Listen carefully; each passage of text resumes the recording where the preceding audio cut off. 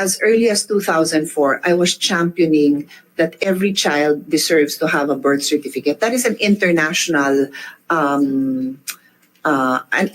call to action. I was part of this call to action spearheaded by international agencies.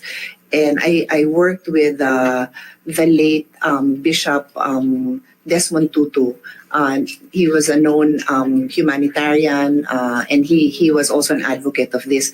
But remember, the big difference is ito yung mga bata na kailangan nila ng identity and a recognition by the country where they're born that they are citizens. Hindi naman ito yung matatanda na years later na walang rightful claim to citizenship tapos pumupunta ngayon sa malalayong probinsya tapos pupunta sa mga maliliit at malalayong lugar tapos kukuha doon ng fake na birth certificate. So there is clearly a problem when your own Filipino children have difficulty, cannot even pay, cannot find a way to get their birth certificate, and then these foreign nationals can pay to get a birth certificate that is not rightfully theirs.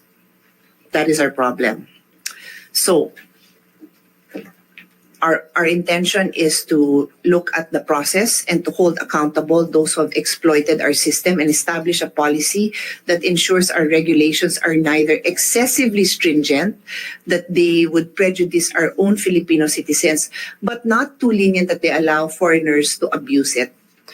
Ang kailangan natin paniguraduhan ay ang pagka-Pilipino. Our Philippine identity is not something that can be bought and sold.